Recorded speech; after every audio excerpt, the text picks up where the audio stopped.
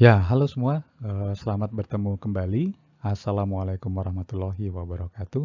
Salam sejahtera dan salam sehat semua. Semoga semua dalam keadaan baik dan sehat sehingga bisa mengikuti pertemuan kita kali ini. Pertemuan kali ini kita masih dalam kelas mekanika tanah dan akan membahas mengenai materi tekanan tanah lateral atau lateral earth pressure.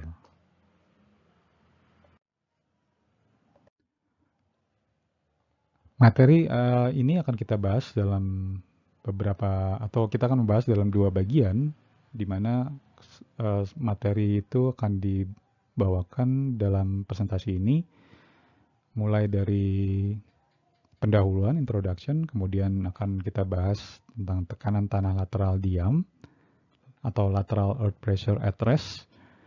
Lalu kita akan membahas tentang perubahan-perubahan pada tekanan tanah lateral, dan terakhir akan membahas tentang tekanan tanah lateral aktif dan pasif menurut teori Rankine dan teori Coulomb.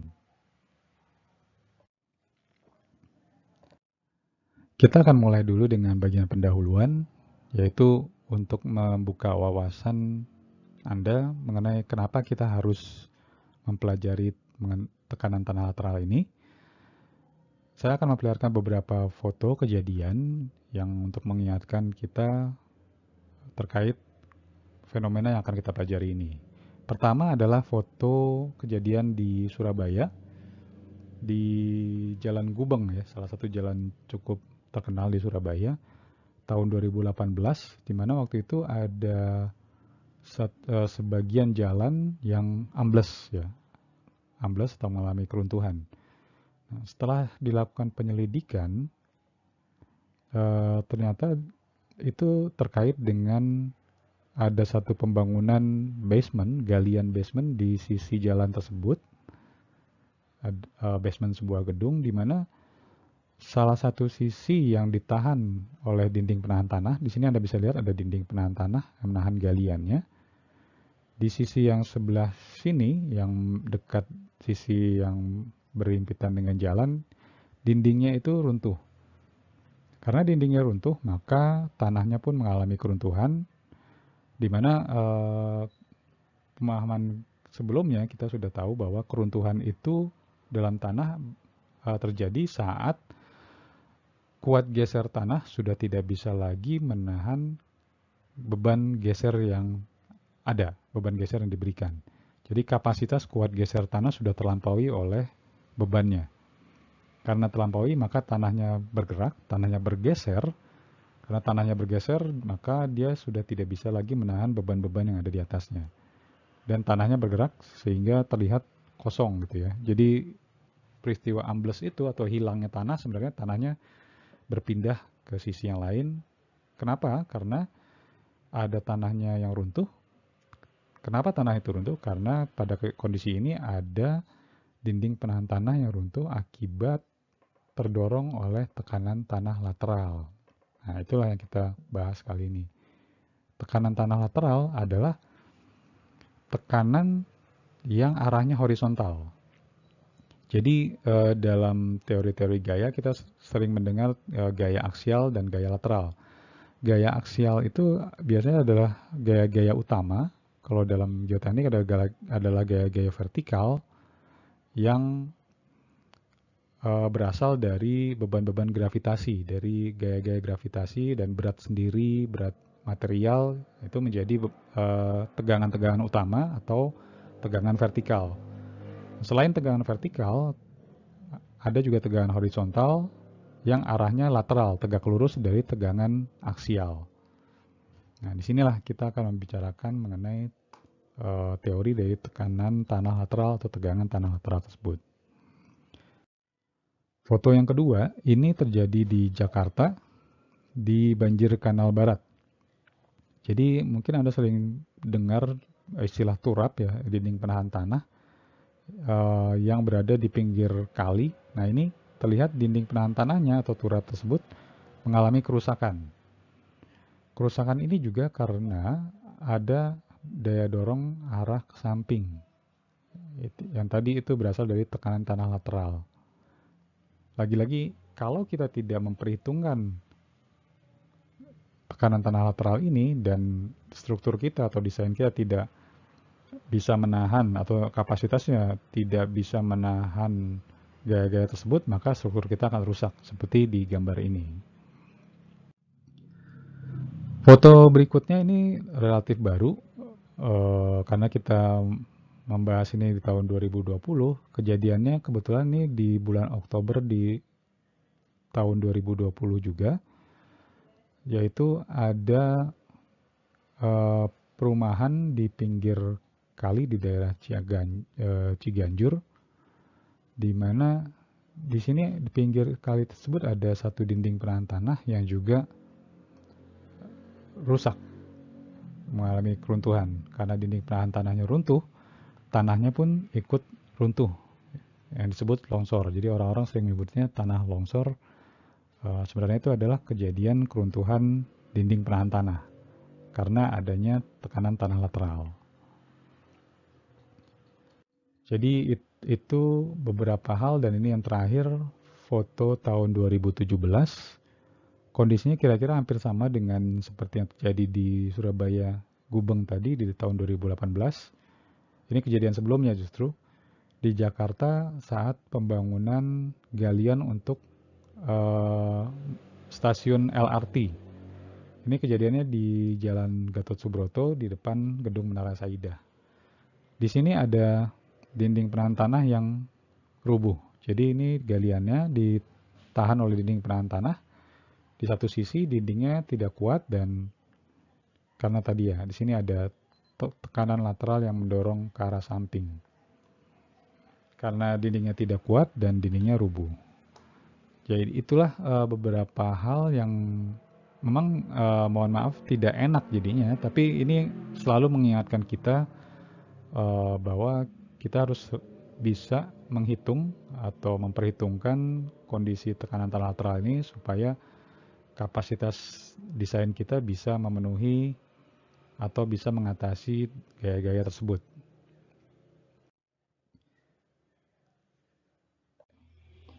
Oke, kita masuk ke dalam teorinya di bagian awal, yaitu mengenai tekanan tanah lateral diam. Lateral earth pressure at rest. Skemanya kira-kira seperti ini. Kalau kita meninjau satu titik di bawah permukaan tanah, ini satu titik di bawah permukaan tanah, sebelumnya Anda sudah bisa menghitung ada tegangan vertikal yang terjadi akibat berat tanah di atas atau berat lapisan tanah di atas titik tersebut. Jadi ada tanah setebal ini dengan gamma yang sudah kita ketahui.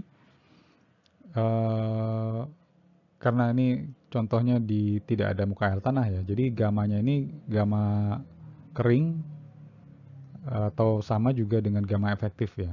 Gamma kering sama dengan gamma efektif, di mana dengan mengalihkan gamma dengan tebalnya tanah di atas titik yang kita tinjau, maka kita bisa mendapatkan sigma vertikal efektif.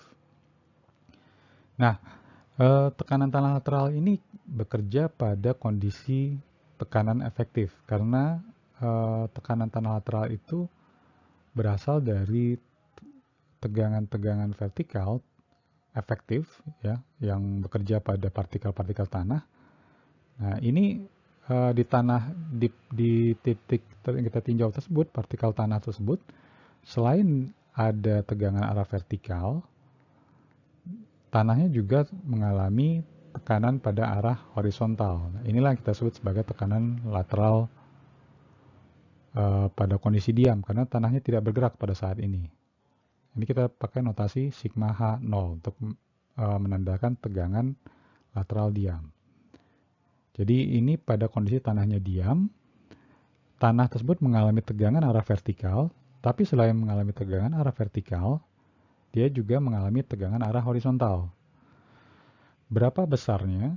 Nah, besarnya itu bisa dihitung dengan mengalihkan sigma vertikal dengan K0. K0 itu adalah koefisien lateral diam. Sehingga kita bisa dapat nilai sigma H0 efektif atau tekanan lateral efektif diam. Nilai K0 itu sebenarnya adalah perbandingan antara tekanan lateral, tekanan arah horizontal dengan tekanan arah vertikal. Berapa besaran K0-nya itu tergantung dari kondisi tanahnya. Jadi bisa dilihat sini ada persamaan untuk menghitung K0, di mana K0 bisa dihitung dengan 1 dikurang sin V. V ini adalah kuat geser sudut geser tanah yang tentunya berbeda-beda pada tiap jenis tanahnya. Bisa kita lihat bahwa dengan makin besar nilai V, atau makin besar nilai V kan berarti kuat gesernya makin besar, atau bisa kita sebut juga tanahnya makin bagus, tanahnya makin kuat. Dengan kondisi tanahnya makin bagus, maka K-nya juga, K0-nya makin kecil. K-nya makin kecil berarti tekanan lateralnya pada tanah yang padat, tanah yang bagus, tekanan ke arah sampingnya kecil, begitu. Konsepnya kira-kira seperti itu. Bagaimana cara perhitungannya? Seperti dalam menghitung tegangan-tegangan vertikal yang sudah Anda pelajari, nanti kita juga harus membuat diagram-diagram tegangan. Bagaimana membuat diagram tegangan? Tentu kita harus menghitung dulu di tiap titik ya, kita harus meninjau di titik-titik tertentu pada kedalaman tanahnya. Contohnya kita mengambil di titik kedalaman H ini, kalau kondisi tanpa muka air tanah atau di atas muka air tanah, maka sigma V, tekanan tanah vertikal dengan kondisi kering, itu sama juga dengan sigma V efektif sebenarnya. Jadi kondisinya kering atau tegangannya bekerja pada partikel tanah. Nah, kalau kondisinya kering, maka kita bisa langsung menghitung sigma H-nya dengan mengalihkan K0 dengan sigma V atau sigma V efektif. Tapi kalau kondisinya di bawah muka air tanah, di mana gamanya adalah gamma saturated, gamma jenuh, maka kita harus cari dulu sigma V efektifnya dengan cara mengurangi sigma total dikurangi dengan tekanan pori. Ini tekanan pori U. Jadi kalau kondisi tanahnya terendam air atau jenuh air, maka kita harus cari dulu sigma efektifnya. Jadi kalau menggambarkan diagram tegangannya, pertama gini, kita dapat sigma V efektif, lalu sigma V efektif ini kita kalikan dengan K0, maka akan didapat diagram tegangan berupa sigma H0 efektif. Tapi untuk perhitungan desain kita butuh gaya-gaya total. Nah, untuk menghitung tegangan lateral totalnya, ini harus ditambahkan dengan tekanan pori.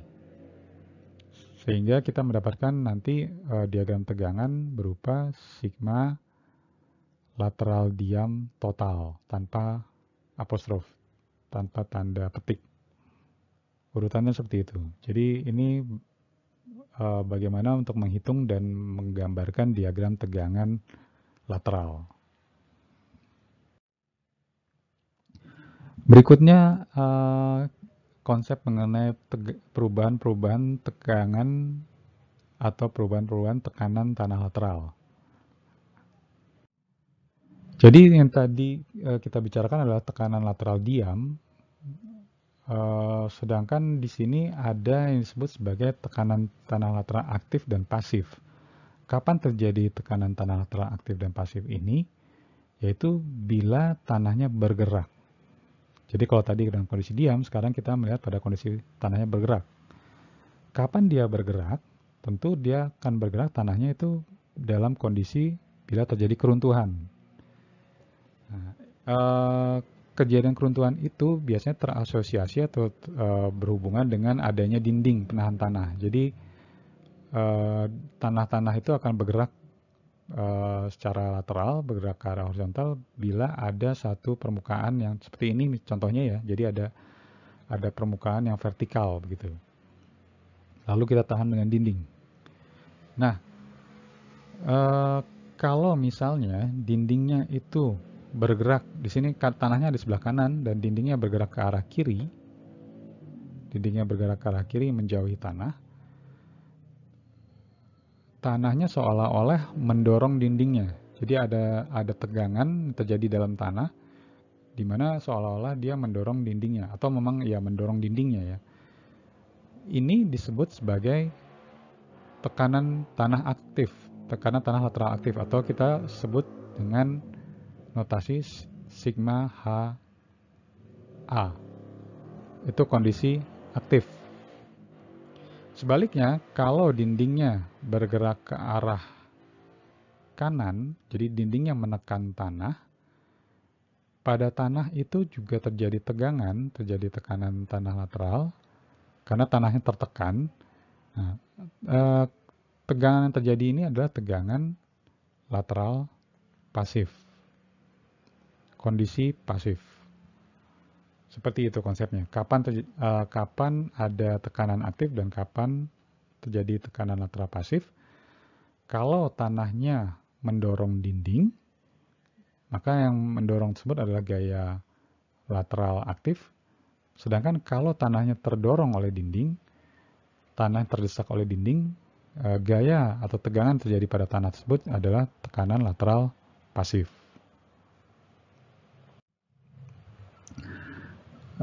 Kondisi tersebut terkait dengan pergerakan pada saat tanah tersebut runtuh.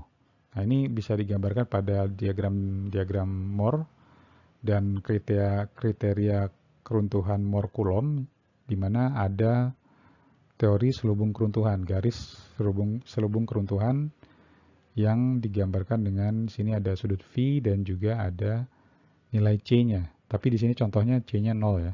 C sama dengan 0.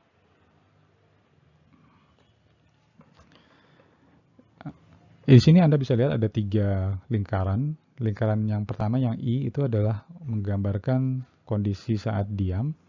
Kemudian yang ditandai A itu kondisi aktif dan yang B tekanan lateral pasif atau kondisi pasif.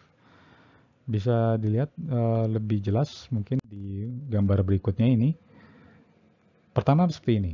Jadi kalau tanahnya kita lihat di sini ada titik tinjau, tanah yang kita tinjau di kedalaman H dengan gamma tertentu, maka kita bisa menghitung sigma vertikalnya seperti ini. Nilai sigma vertikal itu kita gambarkan pada diagram ini. Kemudian,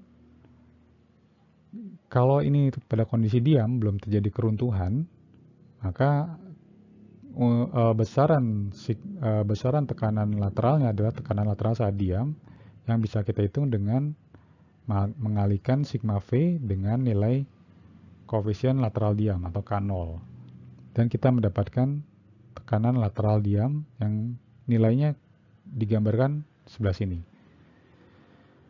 Kedua titik tersebut kalau dihubungkan dengan lingkarannya tidak menyentuh garis selubung keruntuhan karena memang tanahnya dalam kondisi diam, tidak runtuh. Apa yang terjadi kalau tanahnya bergerak, runtuh?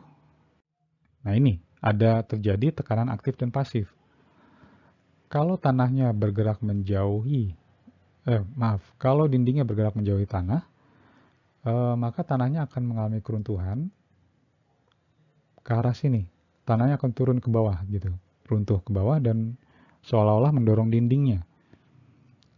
Nah, besaran mendorongnya ini itu adalah sigma H aktif, tekanan tanah lateral aktif yang didapat dengan mengalihkan sigma V tadi dengan K atau koefisien lateral aktif. Jadi ini sigma V-nya tetap ada di sini, sedangkan yang tadi yang diam, posisi diamnya ada di sini, sigma horizontal diam di sini. Begitu tanahnya runtuh, posisinya berubah menjadi di sini. Dan ini kalau digambarkan akan menyentuh garis selubung keruntuhan. Karena memang kondisinya adalah saat tanahnya sudah runtuh. Sebaliknya, kalau tanahnya terdorong, dindingnya mendorong ke arah sana, dan tanahnya akan terdorong ke atas, runtuh juga, dia bergerak ke atas, runtuh. Gaya atau tekanan tanahnya ini itu disebut sebagai tekanan lateral pasif yang didapat dengan mengalihkan sigma V dengan koefisien pasif. Jadi besarannya ada sebelah sini. Kalau dihubungkan dengan sigma V yang awal, maka akan terjadi lingkaran Moore yang menyentuh garis selubung keruntuhan karena memang kondisinya sudah dalam kondisi fail atau kondisi runtuh. Seperti itu kira-kira konsep aktif dan pasif yang digambarkan pada diagram Moore dan kriteria keruntuhan Moore-Coulomb. Pembahasan berikutnya adalah tentang teori Rankine dan teori Coulomb dalam membahas tekanan tanah aktif dan pasif. Tapi ini akan kita bahas pada bagian berikutnya. Jadi untuk kali ini cukup sampai sini pembahasannya. Kita akan lanjut lagi di bagian kedua. Terima kasih.